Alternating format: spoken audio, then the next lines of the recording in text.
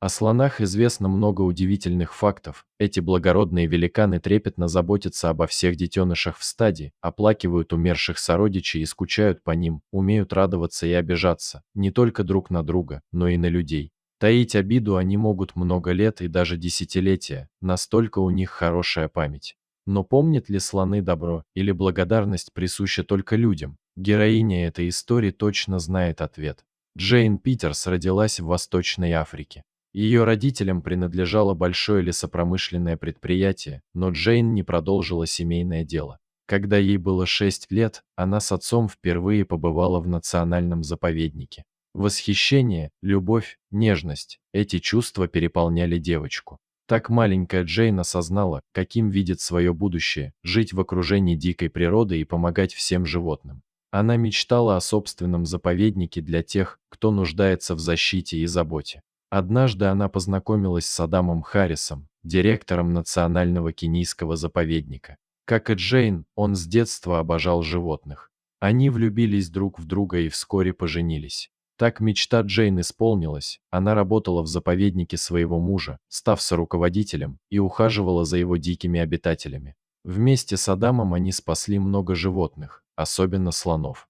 Маленькие слонята часто оставались сиротами, и не только из-за сильной засухи или болезней. Гораздо чаще их родителей убивали браконьеры, которым нужны бивни. К сожалению, слоновая кость до сих пор высоко ценится на черном рынке. Джейн и Адам заменяли детенышам погибших родителей, учили их полезным навыкам, помогали адаптироваться, чтобы позже те смогли жить в дикой природе. Слонята, как и человеческие дети, нуждаются не только в еде, но и в ласке и веселых играх. Она и не догадывалась, что вскоре в ее жизни случится чудо. Питерс открыла собственный национальный парк и посвятила себя защите слонов и носорогов, которые больше всех страдают от браконьеров. Безжалостное истребление этих животных ради бивней и рогов казалось ей верхом цинизма.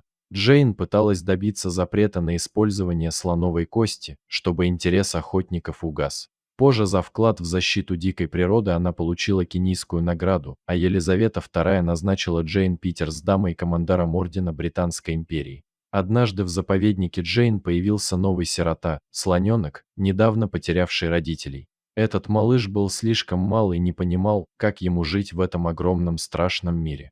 Джейн было не впервой брать на попечение слонят, но этот детеныш чем-то отличался от других.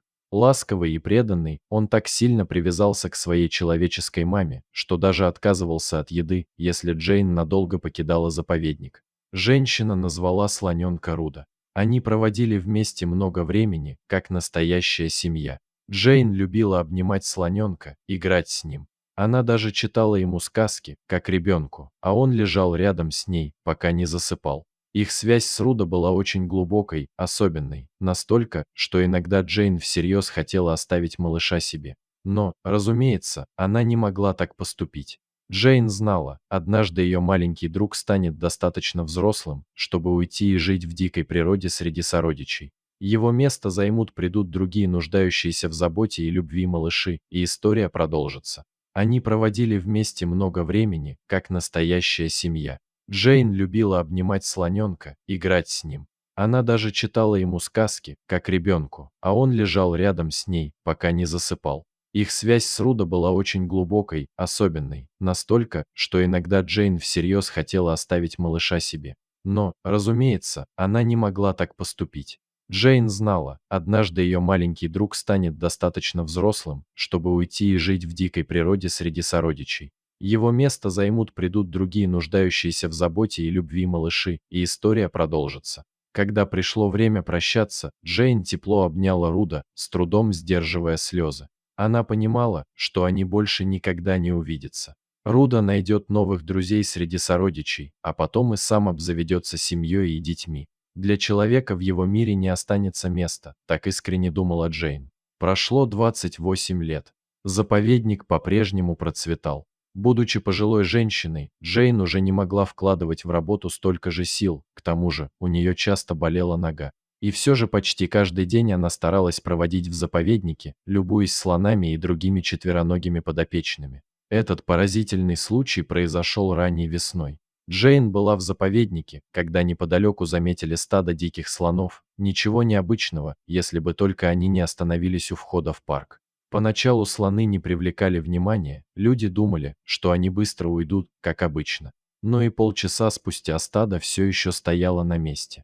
Сотрудники заповедника искренне недоумевали.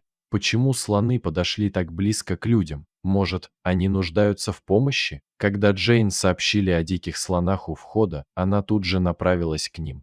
Питерс была уверена, что многолетний опыт работы с этими серыми великанами поможет ей во всем свидетелей. Когда Джейн подошла к стаду, от него отделился самый большой слон и неторопливо направился к ней. Зная их повадки и язык тела, Джейн сразу поняла, слон не впервые видит человека так близко. Неожиданно Джейн поняла, кто перед ней. «Руда, неужели это ты?» – спросила она, медленно приблизившись. Вместо ответа слон нежно погладил ее кончиком хобота. Джейн тут же обняла слона. Это действительно был он, Руда, ее вымахавший в гигантского красавца малыш, с которым она провела долгие месяцы. Джейн заплакала. Слон как будто тоже испытывал подобные трепетные эмоции. На глазах навернулись слезы, хобот нежно прижимал женщину к себе. Прошло почти 30 лет, но он так и не забыл свою приемную маму и пришел повидаться с ней и поблагодарить.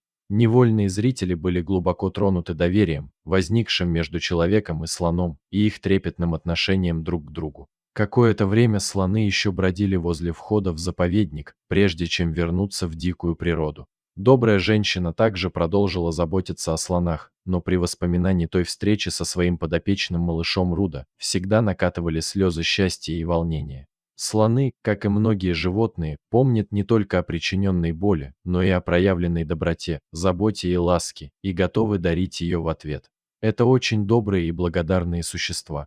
А Телнкас, даже несмотря на весь тот ужас, что причинили им браконьеры, они всегда с теплотой ценят ту любовь и заботу, которые одаривают их люди, вроде героини нашей истории. Думаю, никто бы не смог на ее месте сдержаться от слез радости при встрече с повзрослевшим слоненком. Сгбнпарш.